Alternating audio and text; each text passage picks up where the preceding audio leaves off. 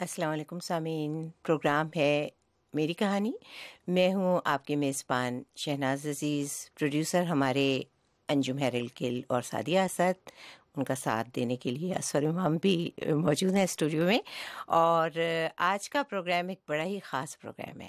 میں اپنے ان سننے والوں سے جو سمجھتے ہیں اب تک کہ پروگرام 10 بجے رات کو ہوتا ہے، اگر ان کو پتہ لگ سکے تو یہ نیا پروگرام ہے.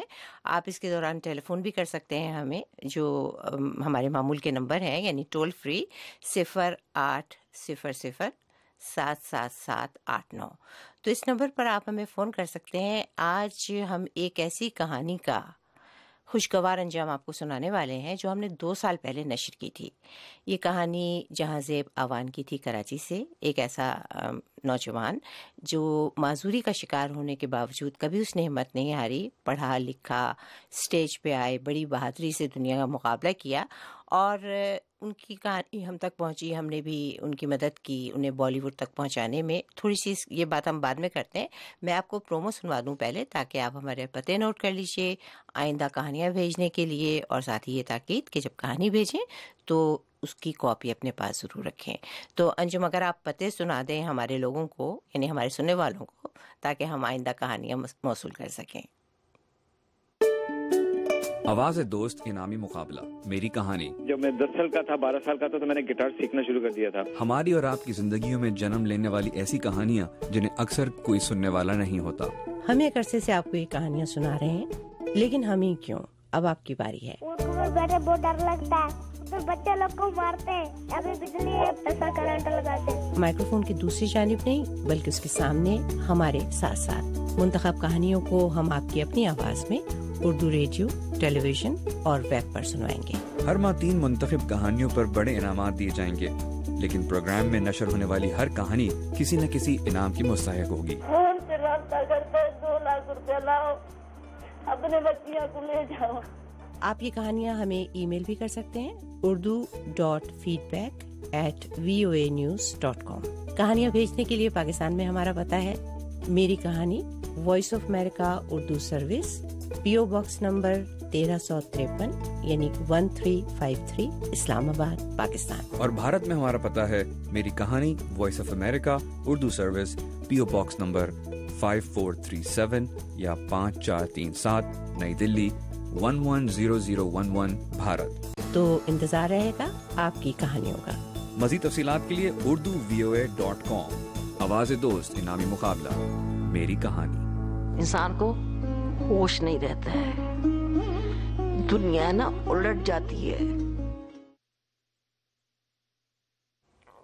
تو سامعین، امید ہے پتہ آپ نے نوٹ کر لیے ہوں گے. اور اب میں آپ کا اپنے مہمانوں سے تعارف کروا دوں. بتا رہی تھی میں آپ کو کہ جہاں زیب آوان کی کہانی ہم نے نشر کی تھی، ان کو ملی ایک آفر ایک نئے ڈائریکٹر کی جانب سے، پروڈیوسر کی جانب سے، سدھارت ان کا نام تھا. اور انہوں نے ان کو پیشکش کی کہ ہم ایک ڈاکیومنٹری بنانا چاہتے ہیں پاکستانی نوجوانوں کے بارے میں، آپ اس میں کام کریں. جہاں زیب بہت جانا چاہتے تھے، اور ان کے جانے کا ایک بڑا مقصد یہ تھا، ظاہر ہے ڈاکیومنٹری میں کام کرنا ان کا بہت بڑا پیشن تھا، لیکن ساتھ ساتھ ان کے 2 پسندیدہ شخصیات تھیں، سلمان خان اور انیس بزمی. ان کی بڑی خواہش تھی کہ جا کر ان دونوں سے ملیں، بالی ووڈ کے اور بہت سے جو ستارے ہیں ان کے علاوہ. تو ہم نے جہاں زیب کے لیے ٹکٹ کا بندوبست کیا. ہمارے ایک مہربان ہیں یہاں پہ جنجوہ صاحب، انہوں نے جہاں زیب کو بامبے تک کا ٹکٹ دیا واپسی کا، اور جہاں زیب وہاں گئے، ان سب لوگوں سے ملے اور واپس آئے. لیکن سدھارت کی فلم باوجود بن نہیں سکی، اور جہاں زیب وہاں ڈاکیومنٹری میں کام نہیں کر سکے.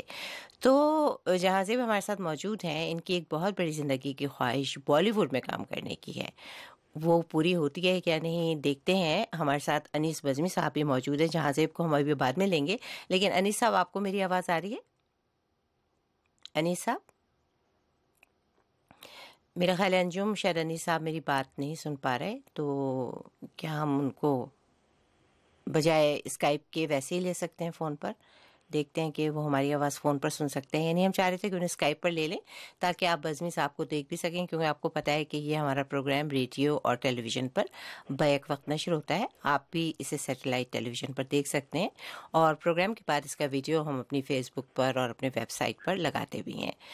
تو میرا خیال ہے کہ بزمی صاحب کو غالباً آواز نہیں آ رہی, اور ہم ایسا کرتے ہیں کہ ہم کہانی شروع کرتے ہیں. جہاں سے آپ کو آواز آ رہی ہے میری؟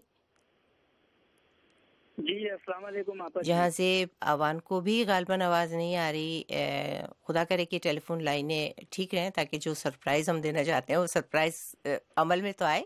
تو چلیے, جہاں زیب بھی چونکہ نہیں سن رہے ہماری آواز, تو ہم کہانی شروع کرتے ہیں. یہ کہانی, جہاں زیب کی کہانی تو ہم پہلے سنا چکے ہیں, لیکن انیس صاحب کی اپنی زندگی کی کہانی, انیس بزمی صاحب کی ایک بڑی دلچسپ کہانی ہے. 30-40 سالوں پر محیط ہے. ایک نوجوان بلکہ لڑکا جب فلمی دنیا میں آیا گجرات کے گاؤں سے, تو اس پر کیا گزری یہ کہانی سنتے ہیں, اور پھر ہم ان دونوں سے ملاقات کریں گے. Hi I am Anees Bazmi. Actually یہ ساری جو دین میں کہوں گا یہ میرے والد صاحب کی ہیں. میرے والد صاحب جو ہیں ان کا نام عبدالحمید نیرنگ بزمی شاعر تھے. تو شروع سے جب سے میں شاید 5ویں یا 6ٹھی جماعت میں تھا تو ان کے ساتھ ہی ان کی شاعری جو ہے وہ لکھتا رہتا تھا اردو میں.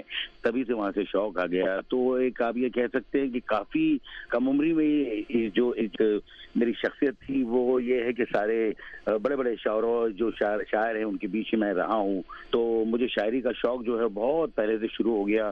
جب میں 8th یا 9th میں تھا تو میں نے دیوان غالب اور اقبال اور میر اور جوش یہ سب میں نے 8ویں یا 9ویں جماعت میں جب میں تھا تب میں نے پڑھ لیے تھے. میں خود گجراتی ہوں, اور میرا تو جو اردو سے اور شاعری سے جو شوق شروع ہوا اس لیے کہ میں نے اردو میں ہی تعلیم حاصل کی. 2 بہنیں ہیں اور 2 اور بھائی ہیں. یہ کہہ سکتے ہیں کہ آپ 5 میں سے جو زیادہ شوق شاعری کا رہا اور فلموں کے طرف جو میں گیا وہ صرف میرے گھر میں, میرے پورے خاندان میں اکیلا ہی ہوں. میرے والد صاحب نے تو کافی غزلیں اور نظمیں اور سب لکھی.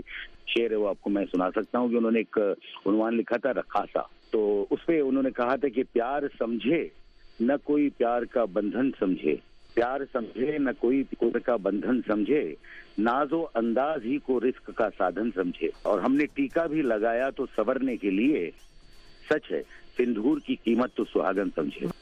سنگے دہلیز دکان دیکھ کر پہرو روئے, آج ہم مانی گھر عظمت آنگن سمجھے.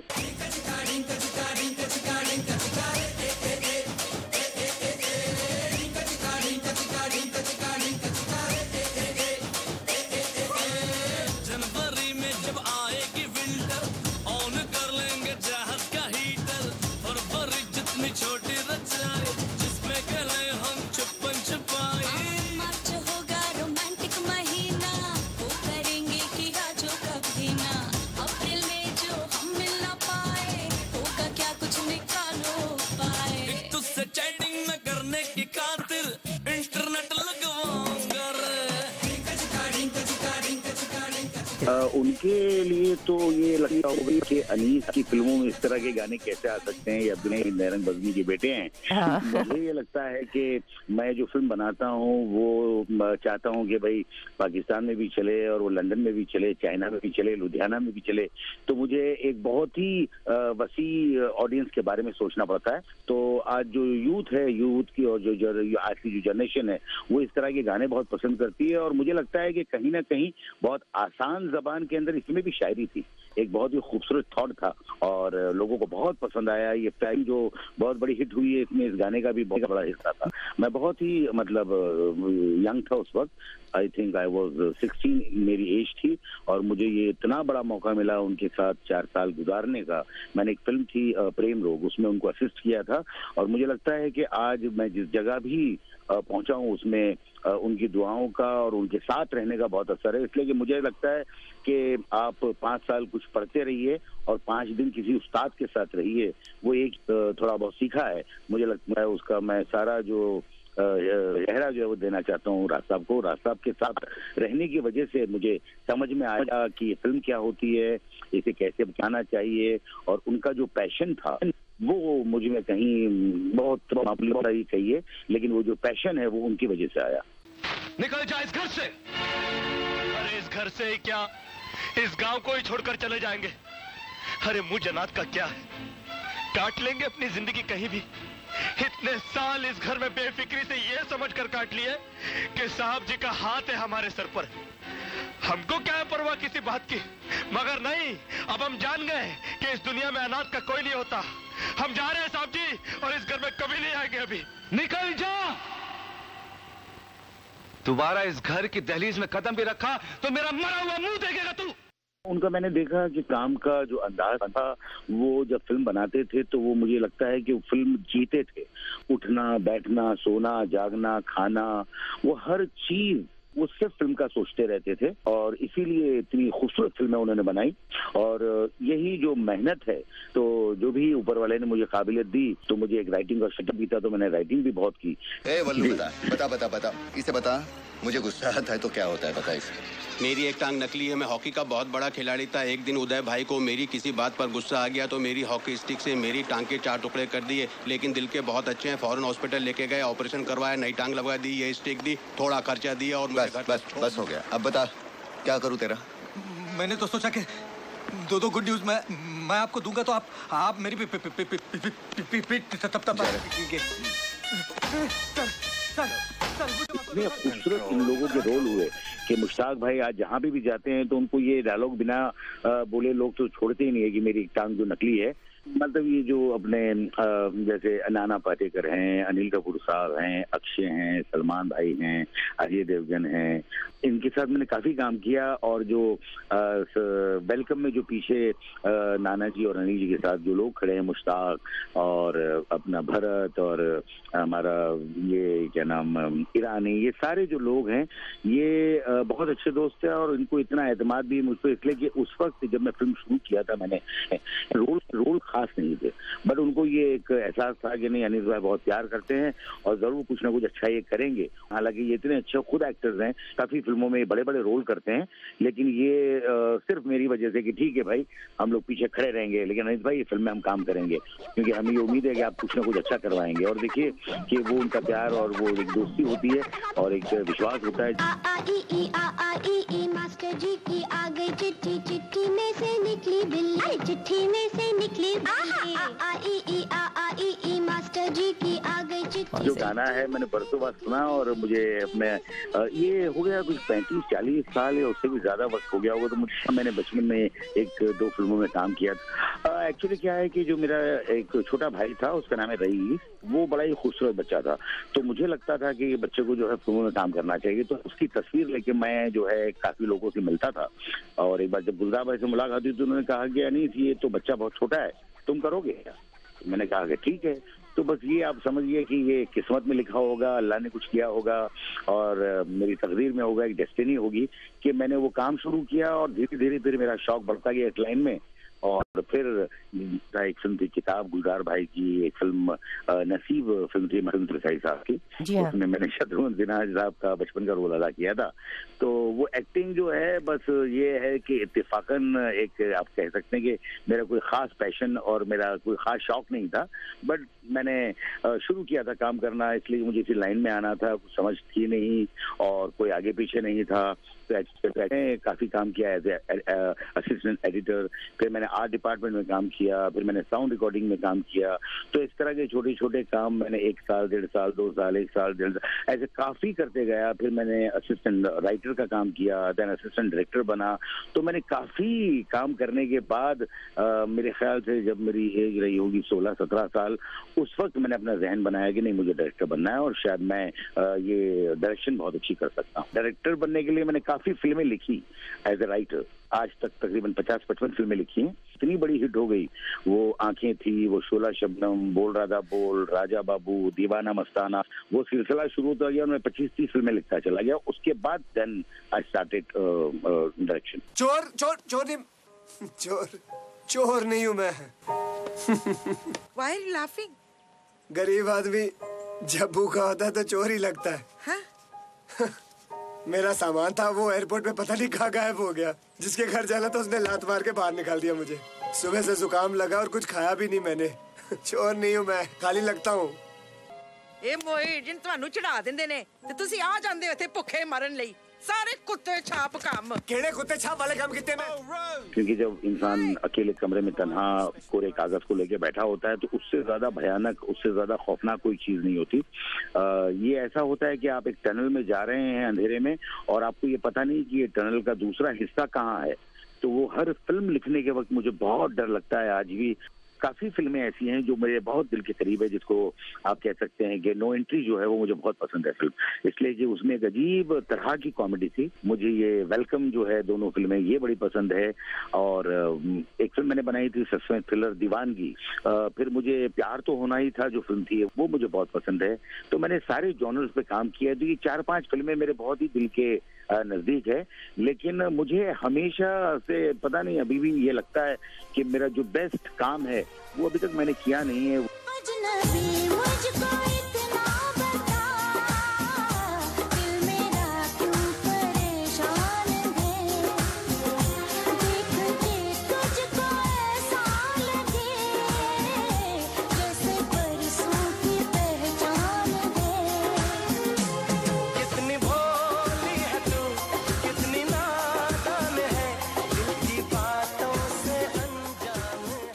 तो सामीन, ये एक झलक थी अनीस साहब की उनकी ज़बानी कहानी से। और अनीस साहब और जहाँज़ेब दोनों अब हमारे साथ बाकायदा मौजूद हैं, क्योंकि मैंने सुना है कि उनकी आवाज़ हम तक पहुँच रही है। अस्सलाम वालेकुम, आवाज़ आ रही है आप लोगों को?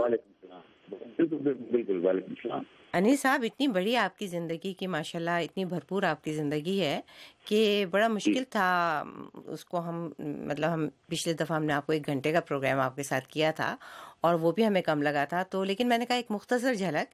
अब आपके एक फ़ैन हमारे साथ मौजूद हैं। जहाँज़ेब, आप सुन सकते हैं हमें? जी अस्सलाम वालेकुम। वालेकुम अस्सलाम। आप अपने जो हीरो हैं उनको तो सलाम कर लीजिए। जी जी अस्सलाम वालेकुम। कैसे हैं आप? ठीक ठाक? कैसे हो?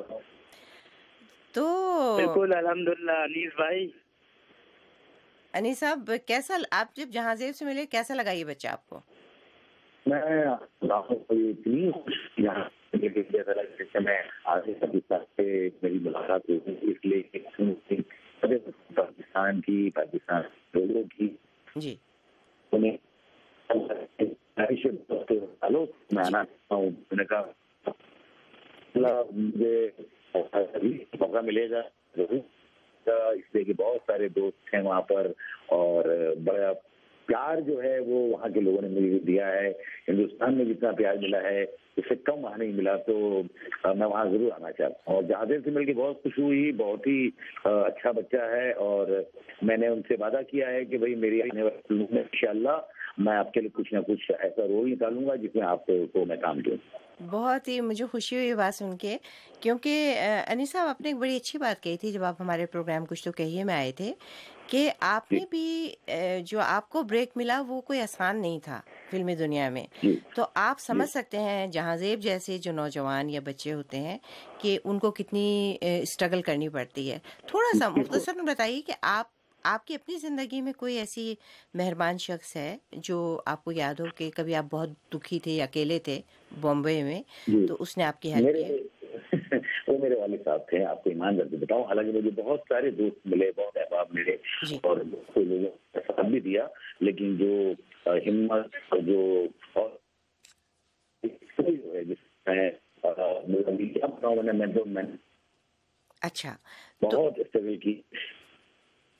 आप खुशनसीब हैं। जहाँज़ेब के साथ एक थोड़ी बात ये भी है कि इनके वालिद साहब का भी इंतकाल हो गया, तो जहाँज़ेब एक तरह से एक छोटी उम्र में इनके ऊपर घर की जिम्मेदारी भी आ गई।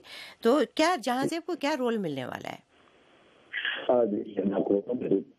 काम कर रहा हूँ, अभी स्क्रिप्ट पे काम चल रहा है। अच्छा। मैं कोशिश करूंगा कि ऐसा कुछ काम दूं जो लोगों को पता लगे कि हाँ भाई जहाँज़ेब कितना अच्छा आर्टिस्ट है। इसलिए उन्होंने जब मुझे एक्टिंग करके भी दिखाई तो मैं तो काफी मुतासिर हुआ और मुझे लगता है कि जहाँज़ेब जो है वो कुछ अलग किस्म के किरदार जो है वो काम कर सकते हैं। और अगर मैं उनको एक फिल्म में काम दूंगा, लोग देखेंगे और उससे अगर उन्हें काम और मिलेगा तो मुझे वाकई बहुत खुशी होगी।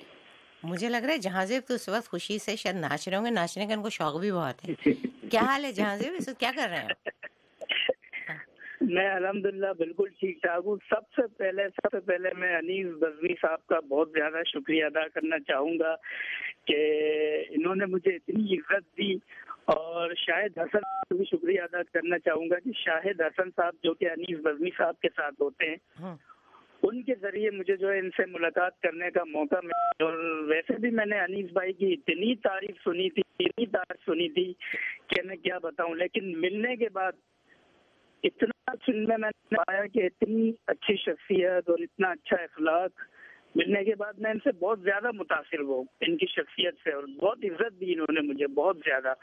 हालांकि उन दिनों ये काफी बिजी भी थे, वेलकम बैक रिलीज, तो किसी को टाइम देना थोड़ा सा मुश्किल था, लेकिन उन्होंने मुझे प्रॉपर टाइम दिया और मेरे साथ बैठे भी, बात भी की। ये मेरे लिए ऑनर की बात है आपा जी। बहुत मुझे खुशी हुई जहाँज़ेब, और अल्लाह मियाँ आपको बहुत तरक्की दे। थोड़ा सा आपने बहुत सी बातें तो हमें बताई, लेकिन आपसे बार बार जब आप कुछ तो कहिए में आए थे हमारे, तो सामीन पूछ रहे थे कि पाकिस्तान के बारे में फ़िल्म बनाने का आपने जिक्र किया था अनीस साहब, कि आप पाकिस्तान पर कोई फ़िल्म आपके जहन में है, तो क्या वो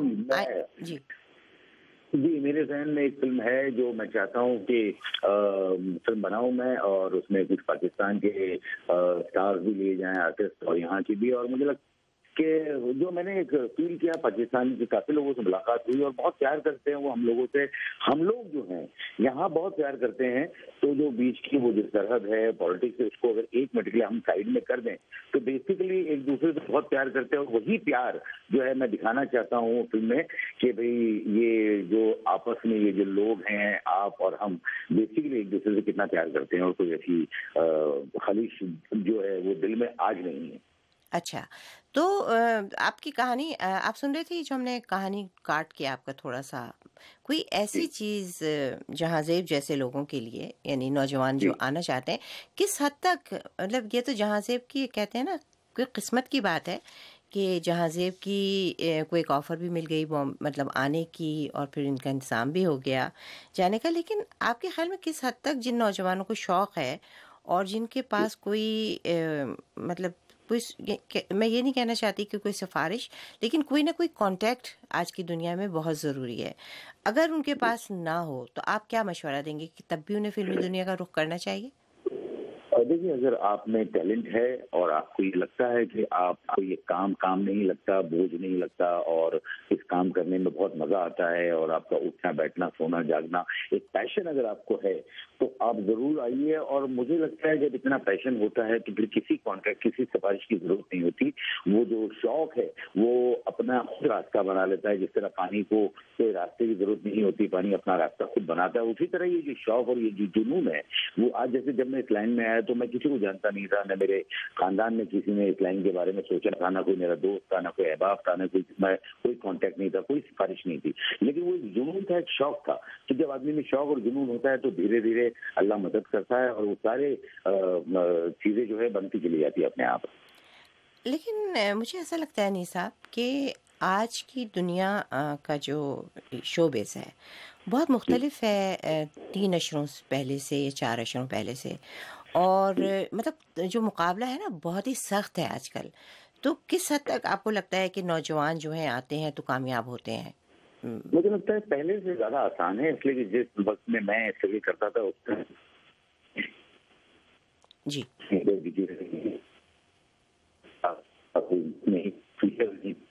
तो आज तो आप देखिए वो आपके पे you can get all information. तो इस वक्त हम लोगों के लिए ज्यादा स्ट्रगल थी, ये चीजें जो टेक्नोलॉजी नहीं थी, तो कैसा कॉम्पिटिशन तो कॉम्पिटिशन जगह है और यहाँ पता ही है, लेकिन अगर आप में वो शख्सियत है तो इम्कानात है आपके लिए।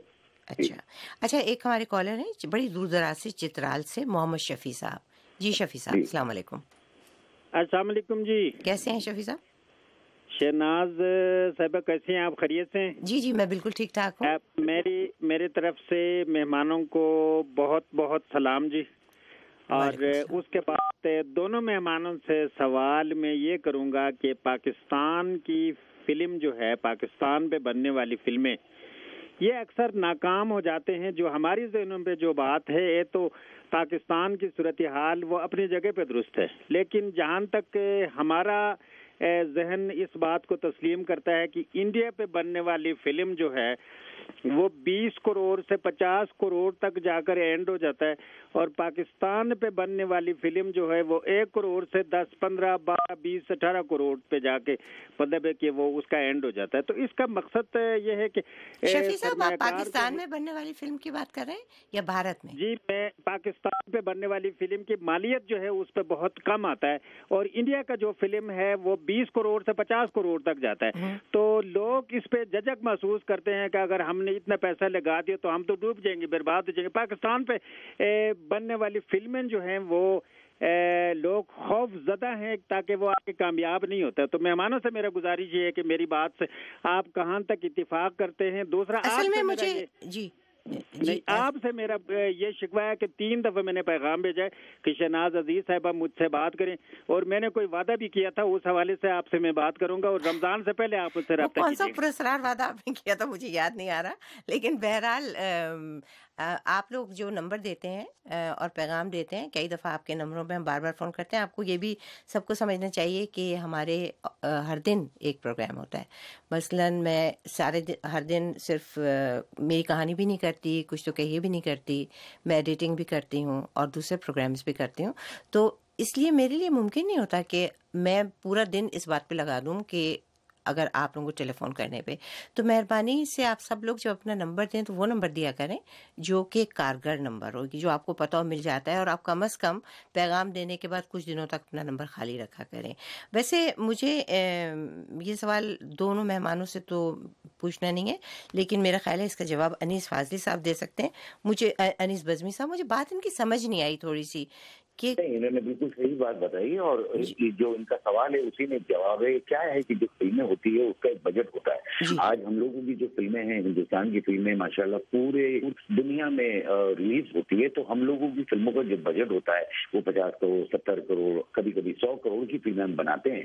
تو نیچرلی ادھر بہت زیادہ اتنا پیسہ خرچ ہوتا ہے، تو اس کی پوری جو فلم کی میکنگ ہوتی ہے وہ بہت ہوتی ہے، میوزک بہت اچھا ہوتا ہے، ہر چیز ہوتی ہے. اور پاکستان کی جو فلمیں ہیں اس میں بجٹ بہت کم ہوتا ہے، تو نیچرلی جو بجٹ کم ہوتا ہے تو اس کا معیار بھی تھوڑا کم ہو جاتا ہے. حالانکہ میں آپ کو بتاؤں کہ کچھ ایک فلمیں جو لکھی گئی ہیں وہ بہت خوبصورت لکھی گئی ہیں، وہاں کی سیریز بہت اچھے ہیں. تو مجھے تو لگتا ہے جب پارٹیشن ہوا تو زیادہ تر رائٹرز وہاں چلے گئے، تو یہ بڑی خوش نصیبی ہے پاکستان کی کہ وہاں بہت ہی خوبصورت اور بہت اچھے رائٹرز ہیں. میں نے جب ان کی سیریز دیکھتا ہوں مجھے بہت مزہ آتا ہے. بہت ایک زبان ان کی اور جو لفظ استعمال کرتے ہیں، جو ڈائلاگ لکھتے ہیں وہ اتنے خوبصورت لکھتے ہیں. تو وہ میرے خیال سے صرف بجٹ کی وجہ سے ہی یہ معاملہ ہوتا ہے کہ آپ جو وہاں کے ڈائریکٹر ہیں شاید جو ذہن میں جتنی چیزیں ہیں وہ بیکاز آف دی بجٹ وہ اسکرین پہ نہیں لا پاتے. اچھا، اس کا مطلب یہ ہے کہ ان کا سوال یہ تھا کہ پاکستان میں بننے والی اور ہندوستان میں بننے والی. میں نے اس کو یہ کیونکہ پاکستان پر بننے والی، تو میرا خیال تھا کہ شاید یہ ان فلموں کی بات کر رہے ہیں جو ہندوستان میں پاکستان کے بارے میں بتائی جاتی ہیں. لیکن آپ کا میرا خیال اندازہ درست ہے، سوال یہی تھا. اچھا، حافظ عبد المجید بھی ہمارے ساتھ ہیں. جی حافظ عبد المجید. السلام علیکم. وعلیکم السلام. میں حافظ عبد الحمید عرض کر رہا ہوں ٹرائبل ایریا سے. جی جی جی جی میں نے پروگرام سنا اور میرا بیٹا عبد الباسط پہلی بار آپ کا یہ پروگرام سن رہا ہے. اچھا، تو کچھ پوچھنا چاہیں گے آپ ہمارے مہمانوں سے؟ میں صرف جو آپ کی کہانی سنا رہے ہیں اس کے جہاں زیب ہے، کیا نام ہے؟ انیس بزمی صاحب. اور جہاں زیب کی کہانی ہم نے پہلے نشر کی تھی. جی جہاں زیب ہی کے جی جہاں زیب کے عزم کو اور ان کی ہمت کو سلام کرتا ہوں کہ وہ اتنے عظیم شخص سے جا کر ملے ہیں. درست، بالکل. اس کے علاوہ میں یہ کہنا چاہتا ہوں کہ جو ہمت والے لوگ ہیں وہ کبھی ہارتے نہیں ہیں، وہ یا سیکھ جاتے ہیں یا جیت جاتے ہیں. Thank you madam. بہت شکریہ آپ کا بھی عبد الحمید صاحب. جہاں زیب آپ نے سن لیا، آپ کو یہ خراج تحسین پیش کر رہے تھے. تو آپ کو آپ کی ہمت کے لیے اور بزمی صاحب کو ان کی فراخ دلی کے لیے اور محبت کے لیے میں بزمی صاحب بہت شکریہ آپ کا ادا کروں گی. اور یہ تو بہت کر ہی چکے ہیں جہاں زیب آپ کا، اور آپ کا اور ان کا تعلق رہے گا. میری دعا یہ ہے کہ جہاں زیب بہت آگے جائیں اور یہ بھی کہ آپ سے پچھلے ہفتے جب آپ آئے تھے کچھ تو کہیں میں، تو لوگوں نے بہت سوالات کیے تھے کہ آپ پاکستان کے بارے میں کب فلم بنائیں گے، تو آپ ایک اچھی سی فلم بنائیں جس سے سرحدیں جو ہیں وہ کم ہوں اور محبتیں بڑھیں. مجھے آپ سے پوری امید ہے. بالکل بہت خوش ہوئی آپ لوگوں سے سب سے بات کر کے. بہت بہت شکریہ. بہت بہت شکریہ. آپ کا بھی بہت شکریہ. اور جہاں زیب میری طرف سے آپ کو خدا حافظ، اور ہمیں دیتے رہیے گا اپڈیٹس. ٹھیک ہے، کہاں گئے، کیا کیا، کہاں تک پہنچے، کیا فلم بنی، تو یہ سب چیزیں. تو جہاں زیب آپ کچھ جی آپ کا بھی بہت شکریہ، اور اعجاز جنجوہر صاحب کا بھی بہت شکریہ. آپ تمام لوگوں کا بہت شکریہ کہ آپ لوگوں کے تعاون سے میں یہاں تک پہنچا. بس یہ مجھے ایسا لگتا ہے کہ یہ ایک کہتے ہیں نا قسمت، کہ کئی دفعہ آپ بہت کوشش کرتے ہیں لیکن کچھ ہو نہیں پاتا. تو کچھ خوش قسمتی تھی کہ آپ کی کہانی آئی صحیح وقت پہ، آپ چلے بھی گئے، اور پھر آپ نے خود وہاں جا کے کوشش کر کے جو آپ کے ہیرو تھے دونوں، ان سے ملاقات کی اور بہت سے لوگوں سے، اور ہمیں بڑی اچھی آپ نے ویڈیوز بھی بھیجی، ہم دکھائیں گے اپنے سننے والوں کو. تو جہاں زیب شکریہ آپ کا. میری طرف سے آپ کو بھی خدا حافظ. سامعین، یہ جہاں سے باوان تھے کراچی سے، اور انیس بزمی صاحب بالی ووڈ کے معروف ڈائریکٹر، کہانی کار اور پروڈیوسر بمبئی سے ہمارے ساتھ موجود تھے. ہم اس سے پہلے کہ آگے جائیں ایک بار پھر سنتے ہیں پرومو میری کہانی کا، تاکہ آپ جو ہیں اپنی کہانیاں ہمیں بھیج سکیں. جی انجم، میرا خیال ہے کہ چلیے پتہ میں خود ہی بتا دیتی ہوں، مجھے یاد ہے، اب تو رٹ چکا ہے مجھے کہ آپ پاکستان میں کس پتے پر ہمیں کہانی بھیجیں. تو پرومو ہم بعد میں سن لیں گے پروگرام کے، اور آپ نوٹ کر لیجئے. پاکستان میں ہمارا پتہ ہے میری کہانی، PO باکس نمبر 1353، اسلام آباد، پاکستان. میں ساتھ ہی ایک بات اور بتا دوں کہ یہ ایک عجیب و غریب بات ہے کہ بہت سے لوگ جو ہیں اس پتے پر اپنی نوکری کی درخواست ہمیں بھیج رہے ہیں، اور مجھے بڑا افسوس ہوتا ہے کیونکہ جب وہ درخواست ہم تک پہنچتی ہے تو مجھے ایسا لگتا ہے کہ جس چیز کے لیے انہوں نے اپلائی کیا ہے شاید اس کی تاریخ نہ گزر گئی ہو. تو پلیز آپ لوگ جب کچھ درخواست وغیرہ بھیجا کریں ملازمت کے لیے تو PO باکس ضرور چیک کیا کریں. 1353 وائس آف امریکہ کا ای میل ہے، اور اس پر سے آپ جو ملازمت کی درخواست بھیجتے ہیں وہ نہیں پہنچ سکتی کہیں بھی. چلیے اب ہم اپنی اگلی کہانی کی طرف چلتے ہیں. چودھری محمد اختر صاحب کی کہانی ہے یہ، اور ہم نے ایک سٹیزن جرنلسٹ کا سلسلہ شروع کیا تھا. آپ سے درخواست کی تھی کہ اپنی ویڈیوز اور آڈیوز جو بھی آپ بھیج سکیں ڈھونڈ کے کوئی اچھی سی کہانیاں ہمیں بھیجیں. سلامت علی مانچسٹر انگلینڈ میں ہیں، اور بہت ہی ایک ایکٹیو صحافی ہیں، مقامی اخبارات کے لیے کام بھی کرتے ہیں، اور ساتھ ہی بہت سا فلاحی کام کرتے ہیں اپنے آبائی علاقے میں جو کہ پاکستانی کشمیر کا علاقہ ہے. چودھری محمد اختر صاحب جو ہیں ان کا علاقہ بھی وہی ہے، اور ان کا کام بڑا ہی خوبصورت ہے، بڑا ہی دل کو چھو لینے والا ہے. پہلے میں پوچھتی ہوں کہ اگر وہ ہمارے ساتھ ہیں. اختر صاحب، آپ کو آواز آ رہی ہے میری؟ میرا خیال ہے کہ ابھی سعدیہ ان کو ملانے کی کوشش کر رہی ہیں، اور ہم چلیے وہ کہانی سنتے ہیں کہ جو ہمیں سلامت نے بھیجی ہے. اس کا ویڈیو بھی انہوں نے بھیجا تھا، ہم کہانی، اور اس کے بعد ہم بات کریں گے اختر صاحب سے. جی، میرا نام محمد اختر ہے، اور میرے والد صاحب کا نام ہے حاجی چودھری صدیق. میرے والد صاحب ارلی 60s میں انگلینڈ گئے، اور میرے باپ گاؤں. میرا نام محمد اختر ہے، اور تقریباً 10-15 منٹ کی ڈرائیو ہے، اور میری پیدائش جو ہے انگلینڈ میں 1969 میں ہوئی ہے. میری پیدائش جو UK کی ہے، اور پہلی بار میں اپنے وطن آیا تھا 21 سال کی عمر میں، 1990 کی بات ہے. اور 3 ماہ اقلیل عرصے کے بعد رہنے کے بعد ایک ایسا بیڈ ایکسپیرینس ہوا کہ توبہ کر کے واپس چلا گیا تھا کہ دوبارہ نہیں لوٹوں گا. تو خدا کا بس کوئی اور نظام تھا، خدا کی کچھ اور پلاننگ تھی، انسان کی کچھ اور ہوتی ہے. جب زلزلہ دور 2005 کا آیا انگلینڈ میں نے بھی جیسے آپ لوگوں نے ٹی وی میں دیکھا، کچھ دیکھا، اور چند دوستوں نے یہاں کالز کی ہیں کہ کافی آفت آئی ہے اور کچھ یار کریں، کچھ امداد کریں. نہ تو میں نے زندگی میں پہلے کوئی فلائی کام کیا تھا، نہ کسی کی تنظیم کے ساتھ میں منسلک تھا، نہ کوئی چیریٹی کا کام کیا تھا. میں اور 2 دوست تھے میرے, ہم نے سوچا کہ چلیں اپنی جیب سے 10,000 پاؤنڈ ڈالتے ہیں اور چلتے ہیں 1 ہفتے کے لیے, جو ہو سکا کرتے ہیں, چلیں آؤٹنگ بھی ہو جائے گی, تھوڑی سیر و تفریح بھی ہو جائے گی, تو چلتے ہیں. تو ہم نے یہ 9 اکتوبر کی بات ہے, زلزلے کے دوسرے روز یہ طے کیا کہ ہم 12 تاریخ کو چلتے ہیں. دوسرے دن بلکہ اسی دن شام کو میرے دوستوں اور رشتہ داروں کو پتہ چل گیا ہم جا رہے ہیں, کیونکہ جذبہ تو ہمارے قوم میں ہے. 70 والنٹیئرز تھے میرے ساتھ کہ اگر تو ہم ایک ہی کانوائے میں, ایک ہی قافلے میں رہے تو شاید ہمیں 2 ماہ لگ جائے. تو سپلٹ ہو گئے. ایک قافلہ میں نے مظفر آباد 4 ٹرک بھیج دیے, ایک منسیرا, ایک راولا کوٹ, اور اتفاق کی بات ہے کہ میرے حصے میں باغ آ گیا. 4 ٹرک لے کے نکل پڑے. باغ شہر میں پہلے دن جب ہم پہنچے, اور یہ تجربہ ہمارے تمام کانوائے کے ساتھ ہوا کہ وہ لوٹے گئے, لوگوں نے ٹرک لوٹے, ان کو مارا بھی. 2 ٹرک ہمارے ایک قسم کے لوٹے گئے باغ شہر میں. 2 جو باقی تھے, دوسرے دن ایک بزرگ نے مجھے بتایا کہ اوپر پہاڑوں میں کچھ گاؤں ہیں, تھوپ نام ہے ایریا کا, آپ ادھر چلے جائیں, سڑکیں ٹوٹی ہوئی ہیں اور وہاں امداد نہیں پہنچ پائی. ہم نکل پڑے, اوپر جا رہے پہاڑوں میں. تقریباً 15-18 کلومیٹر سفر کرنے کے بعد ایک بچوں کا قافلہ نیچے آیا. یہ یاد رکھیں کہ ہمارا آنے کا مقصد صرف 7 دن تھا, واپس اپنی دنیا میں چلے جانے کا, یہی ہم سوچ کر آئے تھے. ایک بچوں کا قافلہ نیچے آ رہا پہاڑوں سے, 80 کے 100 کے قریب بچیاں اور بچے ہوں گے, مختلف ایجز, ننگے پاؤں. ٹرکوں کی آواز سن کر بڑے خوش ہوئے. جب پاس پہنچے تو ٹرکوں میں ہر چیز موجود تھی, ان کے چھوٹے چھوٹے بسکٹ کے پیکٹس بھی تھے.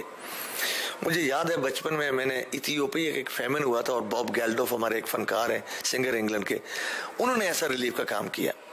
ٹرکوں کے پیچھے کھڑے ہو کر جیسے میں نے بسکٹس کے پیکٹس ان بچوں کے ہاتھوں میں پھینکے, ان کے ہاتھوں میں آئے, انہوں نے کھانا شروع کر دیا. ان میں کوئی آنکھوں میں لالچ نہیں تھا مزید اور کیا نہیں ہے. میں حیران ہوا ہوں کہ نہ تو مجھے کوئی گھر نظر آ رہا تھا, نہ کوئی اسکول, نہ کوئی ایسی عمارت. تو میری اپنی ایک ہی اولاد ہے, ایک ہی میری بیٹی ہے, جس کی عمر اس وقت 8.5 سال کی تھی, اور ہر بچے میں نے اپنی بیٹی نظر پائے.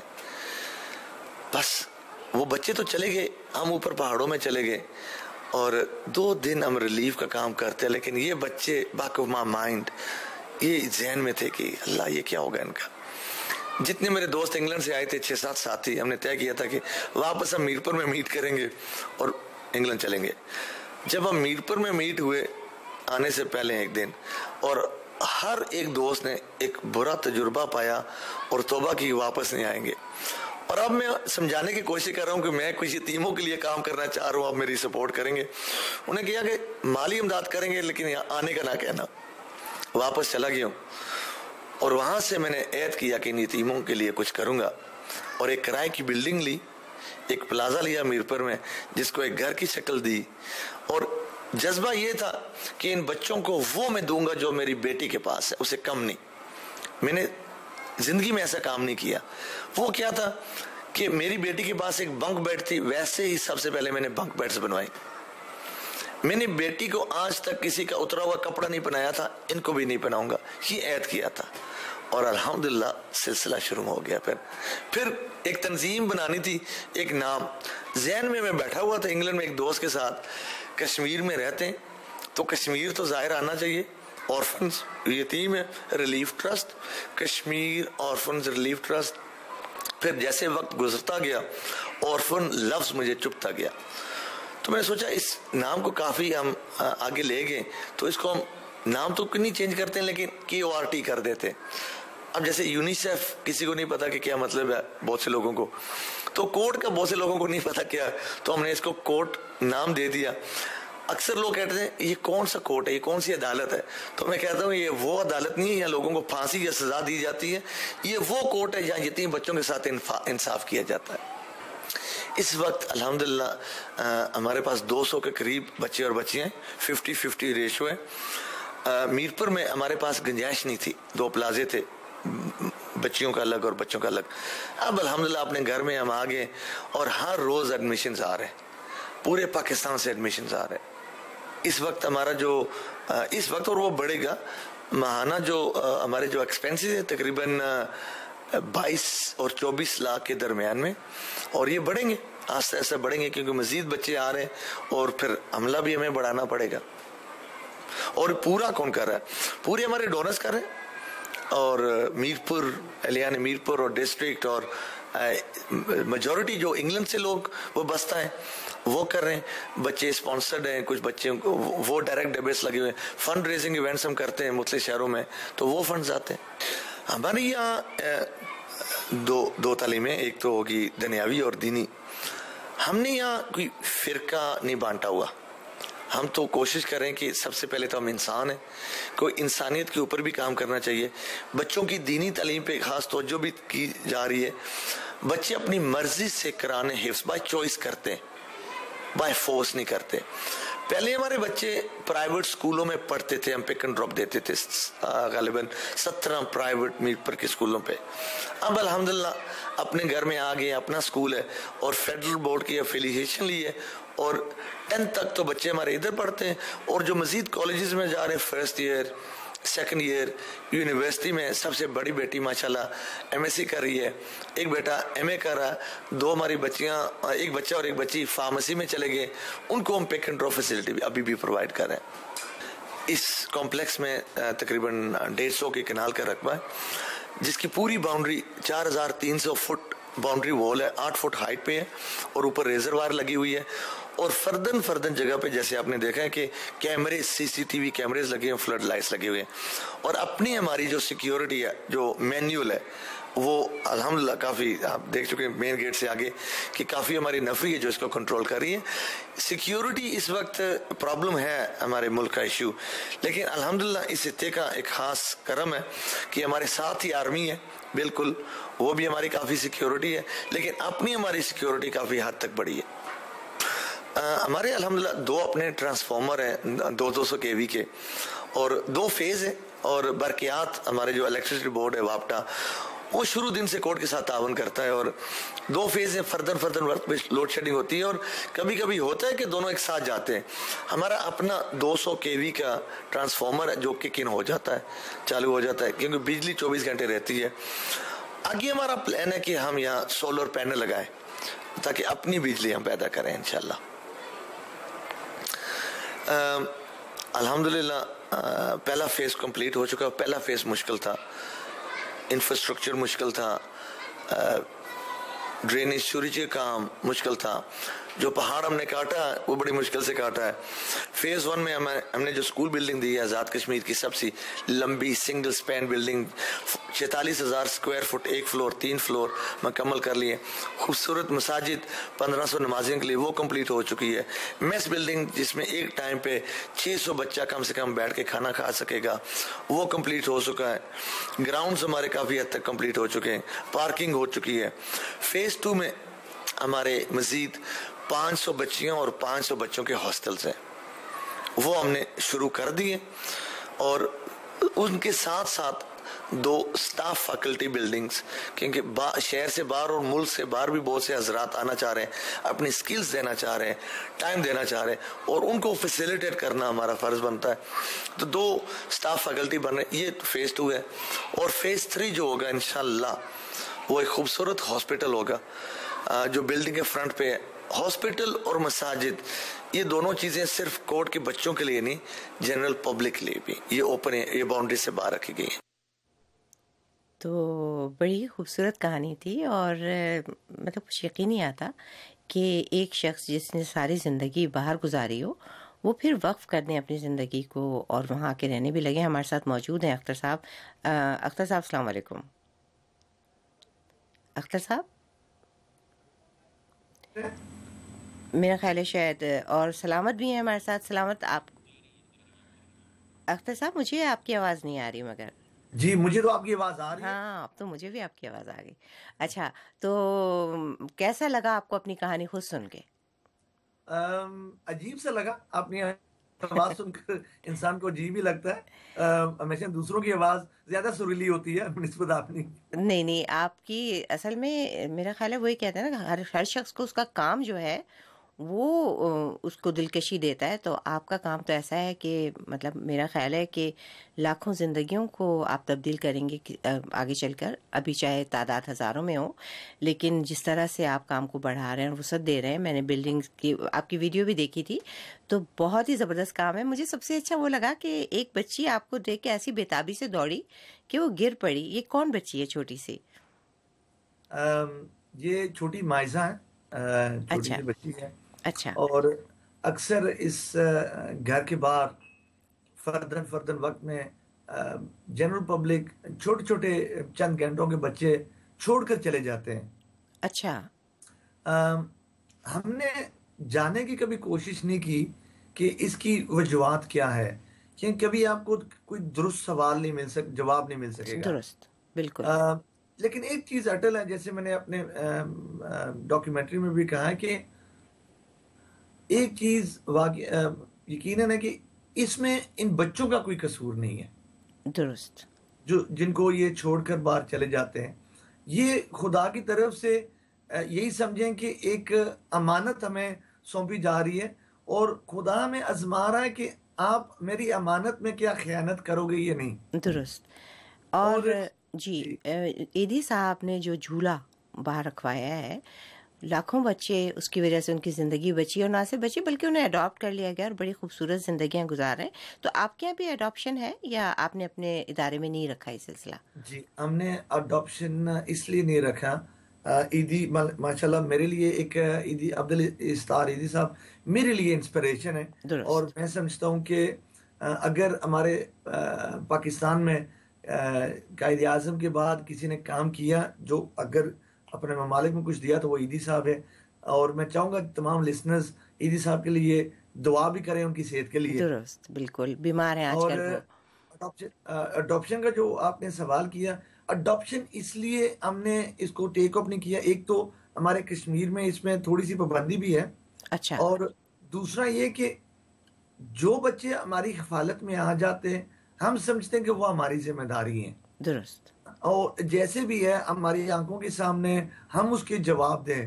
جب بچے کو آپ اڈاپٹ کر دیتے ہیں, ہمارے پاس کوئی بھی ایسا سسٹم نہیں ہے جس کو آپ چیک اینڈ بیلنس رکھ پائیں اور وہ فردر وقت میں سروے کرتے رہیں کیا اس بچے کے ساتھ انصاف ہو رہا ہے, اس کی حفاظت ٹھیک ہو رہی ہے. تو جب تک وہ سسٹم ان پلیس نہ ہو ہم اڈاپشن نہیں کریں گے. اور ویسے بھی اڈاپشن کا ایک مقصد یہ ہوتا ہے کہ بچے کو ایک محبت کرنے والا گھر دیا جائے. میں آپ کو بتاؤں کہ مولانا صاحب کی ایدی صاحب میرے تو وہ ہیرو ہیں. میرا خیال ہے کہ جو چند لوگ جن کی مطلب میں ان کے لیے کیا کوئی ان کی احترام میں میرے پاس الفاظ نہیں ہے کہ میں کہہ سکوں, ان میں سے ایک مولانا صاحب ہیں. تو ان کی ایک تصویر ہے جس میں انہوں نے ایک چھوٹے سے بچے کو گود میں لیا ہوا ہے اور وہ ان کی داڑھی سے کھیل رہا ہے. یہ میری پسندیدہ فوٹو ہے کیونکہ صرف کوئی پوتا یا نواسا یا اولاد اب اتنی بڑی لبرٹی لیتی ہے, اور مولانا صاحب جس طرح مسکرا رہے ہیں. تو اسی طرح آپ کی جب میں ویڈیو دیکھ رہی تھی تو میں دیکھا وہ بچے جو تھے وہ چھوڑنے کو تیار نہیں تھے آپ کی انگلیاں, ان کا بس نہیں چل رہا تھا کہ وہ آپ کے ساتھ چلیں, آپ کے ہاتھ سے کھانا کھائیں. تو یہ ایک بہت بڑی بات ہے, صرف آسائشیں فراہم کرنا نہیں بلکہ انہیں محبت فراہم کرنا بھی. تو آپ نے اپنی بچی کا ذکر کیا, اب آپ کی بچی کتنی بڑی ہے اور کیا کرتی ہیں وہ؟ ماشاءاللہ میری جو بیٹی ہے وہ اب نیکسٹ ہفتے کو 20 سال کی ہونے والی ہے. اچھا, ماشاءاللہ, الحمدللہ. اور میں سمجھتا ہوں کہ یہ جو بچے ہوتے ہیں نا, ہم جانتے ہیں یہ فرشتے ہوتے ہیں, اور بچوں کی جو پہچان ہوتی ہے انسان کی طرف وہ سب سے افضل ہوتی ہے کہ بچے ایک ہی زبان جانتے ہیں, وہ ہے محبت. بالکل بالکل صحیح فرمایا. اور ہم نے ان بچوں کو اور کچھ دیا ہو نہ ہو لیکن محبت ہم نے ضرور دی ہے, اور ان کو اور اس کام کو ہم نے عبادت سمجھ کے کیا ہے. اور اگین ایدی صاحب جو آپ کے بھی ہیرو ہیں, ہمارے پوری دنیا میں جتنے بھی پاکستانی ہیں ان کے بھی ہیرو ہیں, ہم تو ان کی جوتی کے ہاتھ بھی نہیں ہیں, یقین کریں. یہ بات صحیح ہے, لیکن یہ بھی بہت بڑی بات ہے کہ ایک شخص کو اپنا ہیرو مان کر اس کے راستے پر چلنا. تو ہو سکتا ہے آپ کا راستہ بھی وہیں جا کر ختم ہو. ایک اعزاز کی بات ہے کہ اگر ہم عبدالستار ایدی کے میں سمجھتا ہوں کہ چھوٹے سے ان کی جوتی کے خاک کے برابر بھی پہنچ گئے نا, تو ہمارے لیے ایک اعزاز کی بات ہوگی. ہمیں پتہ نہیں ہے کہ خدا نے کیوں یہ ذمہ داری دی ہے, لیکن اتنا میں ضرور جانتا ہوں کہ جو خدا نے ذمہ داری ہمیں دی ہے ہم اس کو آج تک عبادت سمجھ کے پورا کریں. یہ جو کمپلیکس ہم نے تعمیر کیا ہے، اور ہم جو لفظ میں اکثر استعمال کرتا ہوں کیونکہ میرے میں کوئی اوقات نہیں ہے کہ میں کہوں، کیونکہ اس میں نے بڑے بڑوں کو خراب کر دیا. درست. تو کہیں نہ کہیں ہمت تو خدا کی دی ہوئی ہے اس میں. درست آپ نے کہا. اچھا، اس کہانی کے آپ کی کہانی میں اور اسے لوگوں تک پہنچانے میں ایک بہت اہم شخص ہے، اور جو ایک سٹیزن جرنلسٹ جو ہوتا ہے اس کا کردار بڑا اہم ہوتا ہے. میں چاہوں گی کہ ہم ان کی تصویر بھی دکھائیں. سلامت ہمارے ساتھ ہیں مانچسٹر سے. سلامت، آپ کو آواز آ رہی ہے میری؟ سلامت، سلامت، کیسا لگا آپ کو یہ کہانی سن کے کہ آپ نے یہ کہانی لاکھوں لوگوں تک پہنچائی؟ کیسا محسوس کر رہے ہیں آپ؟ مجھے بہت اچھا لگا جی، اور مجھے خوشی اس بات کی ہے کہ جہاں پر دنیا میں خاص کر پاکستان میں غلط کام ہو رہے ہیں تو اچھے کام بھی ہو رہے ہیں، تو اچھے کاموں کو میرا مقصد جو تھا وہ دنیا کے سامنے لانا تھا. بالکل. اور تھوڑے بہت ہی بہت ہو رہے ہیں، صرف یہ ضرورت ہے ہمیں اس بات کی کہ ہم اسے آگے لائیں، اور اسی لیے آپ جیسے لوگوں کی ضرورت ہے. تو تھوڑا سا اپنے بارے میں بتائیے سلامت، کیونکہ آپ کے بارے میں بھی ہم نے کہانی نشر کی تھی. آپ خود بھی ایک اہم کام کر رہے ہیں اسکول چلانے کا. کشمیر کے کس علاقے میں؟ بھمبر میں؟ بندر کشمیر سے تعلق تھا، اور اب جو میرا گاؤں والے وہاں پہ میں نے ایک اسکول بنایا. اچھا، بہت خوشی کی بات ہے. تو اب آپ کا اسکول کیسا جا رہا ہے؟ جی، میں بھی پاکستان جب گیا تھا تو میں نے اپنے اسکول کا وزٹ کیا تھا. ماشاءاللہ جو ہے وہ اب 8 تک پہنچ چکا ہے. اچھا. میں نے نرسری سے شروع کی. اور کتنے بچے ہیں وہاں پر اسکول میں آپ کے؟ اس وقت تقریباً 320 بچے ہیں وہاں پہ. بڑی بات ہے کہ مطلب، اور خاص طور پہ ایک ایسے علاقے کے لیے جہاں آپ نے بتایا تھا کہ لڑکیوں کا اسکول نہیں تھا. تو اختر صاحب کے بارے میں آپ بتائیں، کیسا لگا آپ نے جب ان کا کام دیکھا؟ خود آپ کے تاثرات کیا تھے؟ جی، ہوا ایسے کہ اختر صاحب کے بارے میں نے سنا ہوا تھا. میں کافی عرصے بعد پاکستان گیا ہوں، تقریباً 3 سال بعد اب جب گیا ہوں آخری دفعہ. تو میں میٹر سے بندر اپنے گھر جا رہا تھا تو شام کا وقت تھا. تو رستے میں ایک دائیں طرف جو ہے نا وہ جاتے ہوئے ایک بہت ہی خوبصورت مسجد میں نے دیکھی. اچھا. اس مسجد میں جو ہے مجھے دیکھ لگانے کا مجبور کر میں یار اس مسجد کو دیکھتے ہیں. میرے ساتھ میرے دوست تھے. تو جب مسجد میں دیکھی میں ان کی جو سڑک جاتی ہے ان کے ادارے کی طرف، وہاں پہ مڑا تو سامنے ان کا کمپلیکس دیکھا میں. تو ان کو میں ڈھونڈ رہا تھا. تو مجھے یہ تھا کہ میں نے سنا تھا کہ انہوں نے یتیم بچوں کے لیے کچھ کام کر رہے ہیں. تو مجھے یہی تھا کہ ایسے بہت سے لوگوں نے یتیم خانے بنائے ہوئے ہیں، تو ایک اور یتیم خانے کا اضافہ ہو گیا ہوگا. لیکن اتنے اچھے معیار کا جو یہ کام کر رہے تھے اس کا مجھے اندازہ نہیں تھا. بالکل. اور مطلب ایک پورے مستقبل کا سوچ کے، یعنی ایک بچہ کا چھوٹا سا بچہ جب ان کے پاس آتا ہے وہاں سے لے کے کس طرح اس کو پروفیشنل لائف میں لانے تک ان کا پلان ہے، یہ مجھے بڑی ان کی اچھی بات لگی. اچھا، آپ ہی نے ہمیں کہانی ایک بچی کا نام بتایا تھا تہمینہ لطیف کا، جو ان کے ادارے میں رہتی ہیں. تو چلیے تہمینہ سے ہم اس کی چھوٹی سی کہانی سنتے ہیں، پھر اور بات کریں گے. جی سعدیہ، اگر آپ وہ کہانی ہمیں سنوا دیں. میرا نام تہمینہ لطیف ہے اور میں کوٹ کی اسٹوڈنٹ ہوں. آج میں آپ کو اپنی کہانی مختصر وقت میں سنانا چاہوں گی، اور ایسی یہ کہانی کوٹ کے ہر بچے کی ہے. میرے زندگی کے تل واقعات تو مرتے دم تک میرے ساتھ رہیں گے، مگر صرف ایک یاد بن کر. میری عمر صرف 4 سال تھی جب میں کوٹ میں آئی تھی. وہ دن میں کبھی بھول نہیں سکتی جب 8 اکتوبر 2005 کو میں اپنے اسکول میں اپنی سہیلیوں کے ساتھ صبح کی دعا میں شامل تھی. میرے وہم و گمان میں بھی نہ تھا کہ 8 اکتوبر کے دن میں اپنے والدین اور گھر دونوں کو کھو بیٹھوں گی. جب میں اپنے ٹوٹے ہوئے گھر میں اپنی گڑیا کو ڈھونڈ رہی تھی تو اس وقت میرے معصوم ذہن میں یہ بات نہ تھی کہ مجھ کو تو گڑیا لے کر دینے والے ہی اس دنیا سے بہت دور ہم سب بہن بھائیوں کے چھوڑ کے جا چکے ہیں. میری ٹوٹی ہوئی گڑیا تو مجھ کو مل گئی، مگر میرے والدین پھر مجھ کو آج تک نہ مل سکے. اب میں آپ کو بتانا چاہتی ہوں کہ میرے امی ابو اور بہن کے ساتھ کیا ہوا تھا. میرے امی ابو میری چھوٹی بہن کو ہاسپٹل لے کر جا رہے تھے جب بس دریائے نیلم کے ساتھ ساتھ اپنی منزل کی طرف رواں دواں تھی تو وہ ظالم گھڑی آ گئی جب زمین پھٹ گئی اور پانی کی صفاق لہریں اس بس کو بہا کر نہ جانے کہاں سے کہاں لے گئی. اور اسی بس میں میرے امی ابو بھی تھے. ہم کئی دن تک پترائی ہوئی نظروں سے اپنے والدین کو ڈھونڈتے رہے. پھر 41 دن کے بعد ہمارے ابو جان ہمیں مل گئے، مگر وہ صرف ایک ڈیڈ باڈی تھی. اور میری پیاری ماں مجھے آج تک نہ مل سکی، جن کی لوری آج بھی میرے کانوں میں گونجتی ہے۔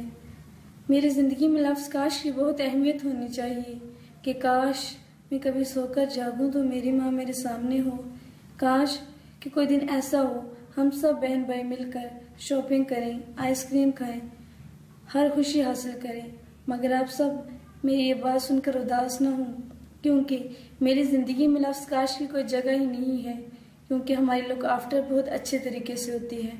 میں صبح اسی طرح سے اسکول جاتی ہوں جس طرح گھروں سے بچے اسکول جاتے ہیں۔ ہم اسکول سے واپس آتے ہیں تو ہمارے لیے بہترین کھانا تیار ہوتا ہے۔ ہماری ہر ضد کو پورا کرنے کے لیے ہمارے پاس ہمارے پیارے انکل اختر موجود ہیں۔ ہم شاپنگ کرنے بھی ہو جاتے ہیں، آئس کریم چاکلیٹ بھی کھاتے ہیں۔ میں اور میرے 4 بہن بھائی جس طرح کی زندگی کوٹ میں رہ کر گزار رہے ہیں، میں اس پر فخر محسوس کرتی ہوں، اور ہم سب بہت خوش اور مطمئن ہیں۔ ہمارے پاس ضرورت کی ہر چیز موجود ہے۔ میں اداس نہیں ہوں، میں اپنے والدین کو یاد کرتی ہوں اور ہر نماز کے بعد ان کے لیے دعائیں مغفرت بھی کرتی ہوں۔ خدائے پاک ان کو اور میرے تمام بہن بھائیوں کے والدین جو اس فانی دنیا میں نہیں ہیں انہیں جنت الفردوس میں جگہ عطا فرمائے اور ان کے درجات بلند کرے، آمین۔ جواں ہمت اپنا مقدر خود بناتے ہیں، جواں ہمت اپنا مقدر خود بناتے ہیں، ہتھیلی پر لکھا ہر ایک کا مقدر نہیں ہوتا۔ شکریہ۔ الرحمن الرحیم۔ میرا نام تہمین لطیف ہے اور میں کوٹ کی اسٹوڈنٹ ہوں۔ تو بہت ہی دردناک اور بہت اچھی سی کہانی تھی، بڑی باہمت بچی ہے یہ۔ اختر صاحب آپ جانتے ہیں اس بچی کو، یعنی ذاتی طور پر؟ آپ تو کیوں نہیں جانتا، میں 10 سال سے میری گود میں کھیل کر یہ بڑی ہوئی ہے۔ اچھا اچھا۔ تمینہ 5 بہن بھائی ہیں جی، جو زلزلہ میں متاثر ہوئے تھے، اور تمینہ سے بھی چھوٹی ایک ہے، اور تمینہ چھوٹی سی تھی جب یہ آئی ہے، اور اس کو اپنے ماں باپ کی کوئی خاص یاد نہیں ہے، تو ہم ہی اس کی ماں ہیں، ہم ہی اس کے باپ ہیں۔ ہمارے لیے میں کتنی خوش نصیبی کی بات ہے کہ ہم تمینہ جیسے بچیوں کے باپ کا رول ادا کر رہے ہیں، اور خدا نے اتنے خوبصورت اور اتنے خونار بچے ہمیں دیے ہیں، جتنا بھی اپنی قسمت پہ ہم ناز کر سکیں وہ کم ہے۔ بالکل صحیح۔ اور میں ایک اور شخصیت کو چاہتی ہوں اگر وہ اس وقت موجود ہوں، آپ کی بیگم جو ہیں، اگر وہ آپ کے ساتھ کہیں قریب موجود ہیں یا نہیں ہیں یہاں پر؟ انفارچونیٹلی وہ آج ادھر نہیں ہے، وہ ہاسپٹل میں ایڈمٹ ہے کل سے۔ کیوں، خیریت؟ ان کا چھوٹا سا آپریشن ہونا تھا، تو وہ ہاسپٹل میں۔ مسز میری جب میری بیٹی پیدا ہوئی ہے، 10 سال شادی کے بعد میرے گھر خدا نے اولاد دی تھی جی، اور جب میری بیٹی پیدا ہوئی تو اس دوران میری وائف کو مسکولر ڈسٹرافی ڈائگنوز ہوا تھا جی، اور وہ 20 سال سے ڈسیبلڈ ہیں، چل نہیں سکتی، ویل چیئر پر ہیں وہ۔ اور مجھ سے زیادہ اگر قربانی دی ہے تو میری مسز اور میری بیٹی نے دی ہے۔ 152 چکر میں نے پاکستان کے لگائے کوٹ کے لیے اپنے خرچوں پہ 10 سالوں میں جی، اور اکثر یہ ہوتا رہا ہے کہ صبح جب میں جاگتا ہوں تو مجھے جانا پڑا ہے پاکستان، تو آج تک اس نے اف نہیں کی کہ آپ کیوں جا رہے ہیں، مجھے بھی آپ کی ضرورت ہے۔ تو انہوں نے قربانی دی، اور میری بیٹی 8.5 سال کی عمر سے لے کر اب تک میری ذمہ داری اٹھا رہی ہے۔ میں بہت خوش نصیب ہوں کہ مجھے ایسا لائف پارٹنر ملا ہے۔ بالکل بالکل، آپ نہیں، مطلب زندگی میں اس کی بڑی اہمیت ہے کہ آپ کے کاز کو جو آپ کی زندگی کا ساتھی ہے وہ سمجھتا ہے اور اس کی رسپیکٹ کرتا ہے یا نہیں۔ تو کیا نام کیا آپ کی بیگم کا؟ میری بیگم کا نام شمیم ہے، شمیم اختر۔ شمیم اختر صاحبہ، ہم سب دعا کرتے ہیں ان کی صحت مند رہنے کی، کہ اچھی سی زندگی وہ گزاریں۔ ظاہر ہے کہ جو ان کی بیماری ہے اس کا کوئی علاج نہیں ہے، لیکن یہ کہ وہ پھر بھی جس طرح آپ نے لوگوں کے لیے کیا ہے تو مجھے پورا یقین ہے کہ اللہ میاں ان کی زندگی بہت اچھی طرح سے گزارے گا، اور سب سے بڑی بات یہ وہ بھی خوش نصیب ہیں کہ ان کو آپ جیسا ساتھی ملا۔ تو میں بہت شکریہ ادا کروں گی آپ کا بھی اور سلامت کا بھی۔ کوئی ایسی بات جو آپ کہنا چاہیں مختصراً ہمارے پروگرام کے آخر میں، بلکہ یہ کہ ہم اٹھا رکھتے ہیں اس کو آئندہ پروگرام کے لیے، کیونکہ ہمارے پروگرام کا وقت ختم ہوا چاہتا ہے۔ بہت شکریہ آپ کا چودھری اختر صاحب اور سلامت، اور اس کے ساتھ ہی میں اجازت بھی چاہوں گی پروگرام ختم کرنے کی۔ آئندہ ہفتے اسی وقت اس پروگرام میں دوبارہ ملاقات ہوگی۔ خدا حافظ۔ اس پروگرام میں जो नुक्ताए नज़र पेश किए गए वो खालिसतन हमारे मेहमान शुराका के थे और वो वॉइस ऑफ अमेरिका के मौक़िफ़ या अमरीकी हुकूमत की पॉलिसी की नुमाइंदगी नहीं करते।